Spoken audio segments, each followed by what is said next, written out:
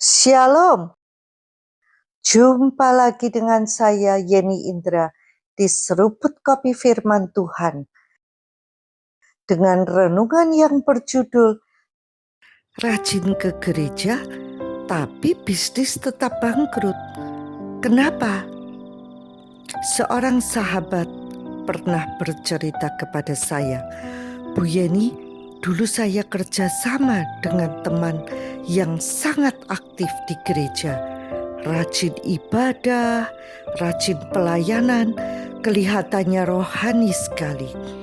Tapi waktu bisnis kami gagal, dia malah menyalahkan saya. Katanya karena saya tidak ke gereja. Saya langsung berpikir, kok bisa? Tapi setelah direnungkan, ternyata pola pikir seperti ini tidak sedikit. Banyak orang diam-diam percaya bahwa rajin ke gereja otomatis membuat hidup lancar dan bisnis berhasil. Seolah-olah gereja itu tempat menukar dalam tanda kutip kesetiaan dengan berkat.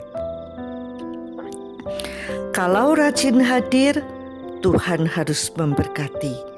Kalau aktif pelayanan, usaha pasti berhasil. Cara kerja Tuhan bukan seperti itu. Tanpa sadar kita bisa memperlakukan Tuhan seperti jimat rohani. Ke gereja bukan lagi karena mengasihi Tuhan, tetapi karena ingin hidup dibereskan. Gereja dipakai sebagai alat, bukan tempat untuk mengenal Dia. Lebih ironis lagi, ada orang yang malas belajar, malas berpikir, tidak membangun bisnis dengan benar, tapi sangat aktif secara rohani. Seolah-olah aktivitas rohani bisa menggantikan tanggung jawab praktis.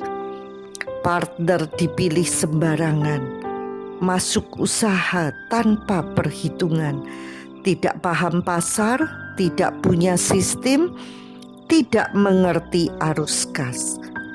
Tetapi saat gagal, Tuhan yang disalahkan. Padahal kalau jujur, masalahnya sering bukan pada Tuhan.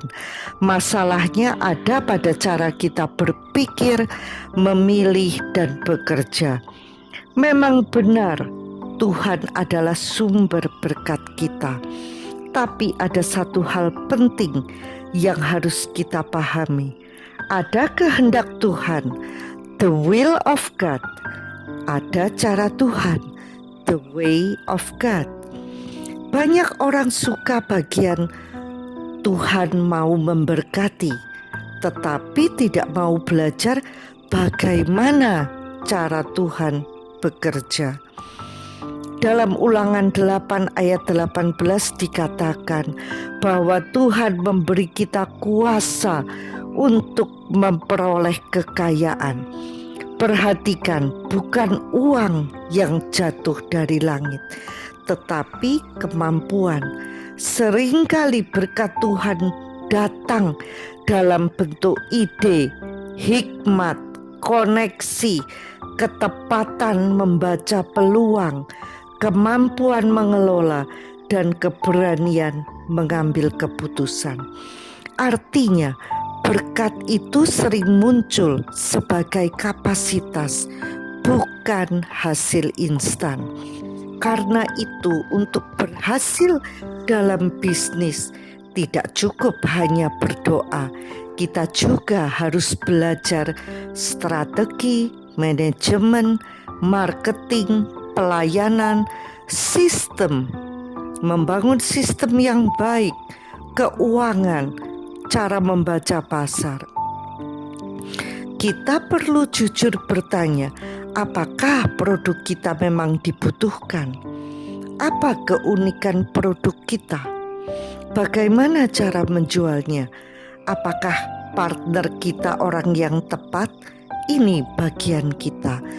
Tuhan memberkati, tapi kita harus mengerjakan bagian yang natural, lalu Tuhan akan menambahkan yang supernatural. Saya teringat kisah Andrew Wommack, seorang pengajar firman yang luar biasa, founder Charis Bible College. Pelayanannya menjangkau dunia, banyak mujizat yang terjadi. Bahkan Andrew beberapa kali membangkitkan orang mati. Tetapi pernah ada masa pelayanannya hampir bangkrut.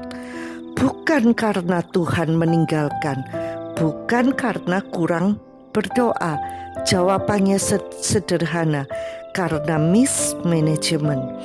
Dari sini kita belajar sesuatu yang sangat penting. Doa tidak pernah dimaksudkan untuk menggantikan pengelolaan yang benar. Firman Tuhan tidak pernah dimaksudkan untuk menggantikan tanggung jawab praktis. Tuhan kemudian mempertemukan Andrew dengan orang yang tepat, salah satunya Paul Milligan yang kuat dalam sistem bisnis dan keuangan. Lalu dilanjutkan oleh Billy Eberhard dan Dean Radke yang membantu membangun struktur, strategi, dan arah organisasi. Perhatikan, cara Tuhan bekerja bukan dengan uang yang jatuh dari langit, tetapi dengan mempertemukan orang yang tepat pada waktu yang tepat dengan kemampuan yang tepat. Artinya, Tuhan bekerja sangat praktis. Bahkan strategi bisnis yang diajarkan banyak diambil dari prinsip kitab Amsal. Firman Tuhan itu bukan hanya untuk mimbar. Firman Tuhan harus turun ke meja kerja, ke keputusan bisnis, ke cara kita mengelola uang, dan memimpin tim. Itulah kuncinya. Tidak cukup hanya hafal ayat, kita harus tahu cara menerapkannya. Bahkan seorang seperti Andrew Wommack pun membutuhkan orang lain yang ahli dalam bidangnya. Jadi kita juga sama, tidak cukup hanya berdoa dan membaca firman, kita perlu belajar, bertumbuh, dan bertindak. Karena itu, mari kita luruskan pola pikir kita. Jangan pakai Tuhan untuk memberkati rencana kita, tapi hiduplah mengikuti cara Tuhan. Kenali kehendaknya, pelajari caranya, jalani dengan setia. Sampai jumpa di episode berikutnya bersama Yeni Indra di Seruput Kopi Firman Tuhan. Tuhan Yesus memberkati.